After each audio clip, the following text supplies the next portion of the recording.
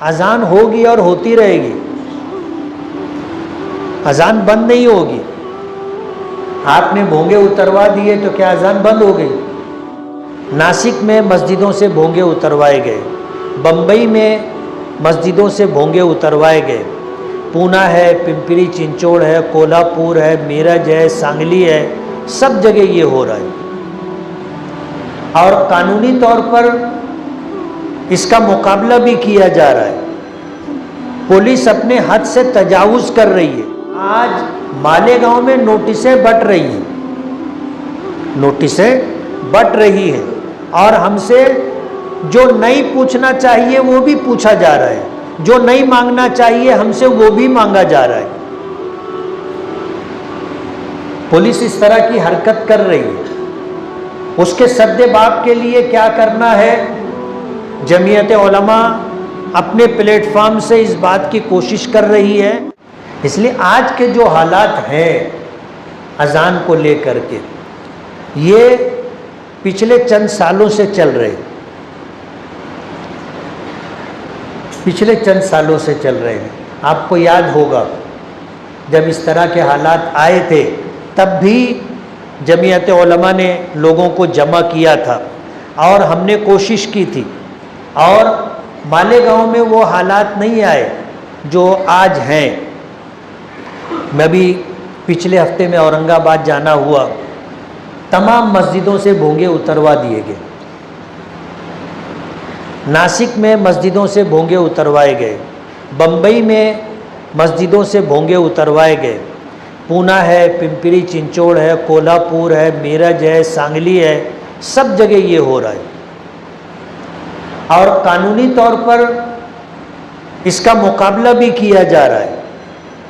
Police اپنے حد سے تجاوز کر رہی ہے۔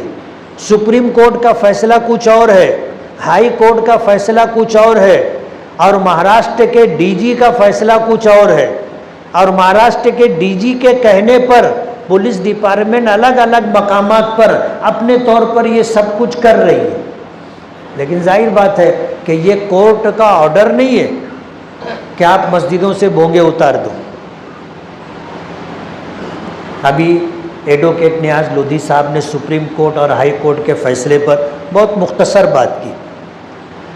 ہم ہائی کورٹ اور سپریم کورٹ کے فیصلے اور جو رہنمایانہ ہدایات ہیں اس کو ہم لوگ اخبارات میں شائع کروا دیں گے، آپ سب لوگ دیکھ لو گے۔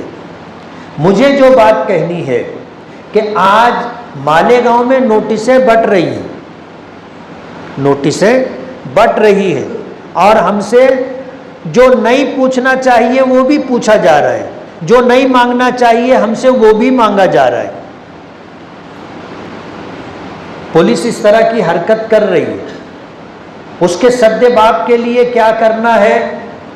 جمعیت علماء اپنے پلیٹ فارم سے اس بات کی کوشش کر رہی ہے، مالیگاؤں ہو یا ملک کا کوئی بھی حصہ ہو، الحمدللہ جمعیت علماء کوشش کر رہی ہے، اور ہمیں اللہ کی ذات سے امید ہے کہ ملک کے دستور کے پیش نظر کوئی ہمیں اس سے روک نہیں سکتا۔ ہم کورٹ میں جائیں گے، انصاف مانگیں گے، اور کورٹ انشاءاللہ ہمیں انصاف دے گی اور ملے گا ہمیں۔ اذان ہوگی اور ہوتی رہے گی، اذان بند نہیں ہوگی۔ آپ نے بھونگے اتروا دیے تو کیا اذان بند ہو گئی؟